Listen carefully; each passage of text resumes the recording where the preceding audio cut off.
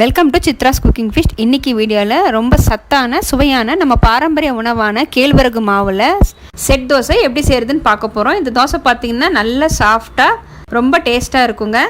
இந்த வீடியோவை பார்க்குறதுக்கு முன்னாடி நம்ம சேனலை சப்ஸ்கிரைப் பண்ணாமல் பார்த்துட்டு இருந்தீங்கன்னா சப்ஸ்கிரைப் பண்ணிவிட்டு வீடியோவை சேவ் பண்ணி வச்சுக்கோங்க. இப்போ வாங்க இந்த ரெசிபி எப்படி பண்ணுறதுன்னு பார்க்கலாம். இப்போ ஃபஸ்ட்டு 200 கிராம் மெஷரிங் கப்பில் நான் அரை கப் அளவுக்கு உளுந்து எடுத்திருக்கேன். வெள்ளை உளுந்து எடுத்திருக்கேன். அரை கப்பு உளுந்து சேர்த்துட்டு அரை டீஸ்பூன் அளவுக்கு வெந்தயம் சேர்த்துக்கலாம். நீங்கள் கப்பு இல்லைன்னா ஒரு டம்ளர் மெஷர்மெண்ட்டுக்கு எடுத்துக்கலாம். ஒரு தடவை வாஷ் பண்ணிவிட்டு ஒரு 2 மணி நேரம் ஊற வச்சு எடுத்துக்கலாங்க. ஊறின இந்த உளுத்தம்பருப்பை நம்ம மிக்ஸி ஜாரில் சேர்த்துக்கலாம்.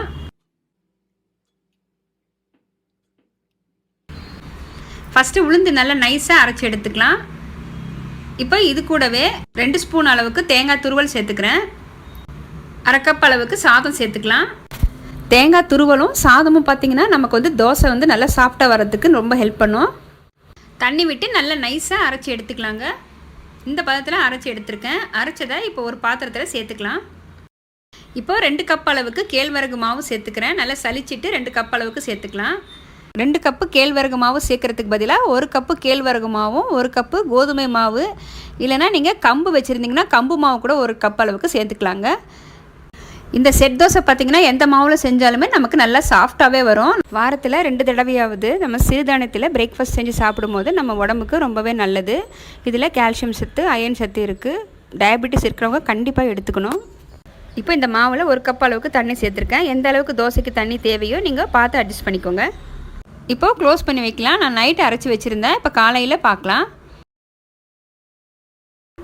இப்போ அடுத்த நாள் காலையில் பார்த்திங்கன்னா மாவு நல்லா பொங்கி வந்திருக்கு. தண்ணி எதுவும் நான் எக்ஸ்ட்ரா சேர்க்கலைங்க. தேவையான அளவுக்கு உப்பு மட்டும் நான் சேர்த்துக்கிறேன். சேர்த்துட்டு நல்லா கலந்துக்கிறேன். தோசை சாஃப்டாக வரத்துக்காக ஒரு சிலர் பார்த்திங்கன்னா சோடா சேர்ப்பாங்க. நான் சோடா எதுவுமே சேர்க்க போகிறது இல்லைங்க. அப்படியே தான் செய்ய போகிறேன். தோசை எந்த அளவுக்கு சாஃப்டாக இருக்குன்னு நீங்களே பாருங்கள். நம்ம வெங்காயம் தேய்ச்சிக்கலாம். அப்போ தான் நமக்கு மாவு ஒட்டாமல் வரும். இப்போ மாவு 2 கரண்டி சேர்த்துக்கிறேன். சேர்த்துட்டு ரொம்ப அகலமாக தேய்க்காமல் மொத்தமாக தேய்ச்சிக்கலாம். க்ளோஸ் பண்ணி வைக்கலாம், வேகட்டும். இப்போ தோசை பாருங்கள் நல்லா வெந்திருக்கு. ஓட்டையாக எந்த அளவுக்கு சாஃப்டாக வந்திருக்கு பாருங்கள். இப்போ பிளேட்டுக்கு மாற்றிக்கிறேன்.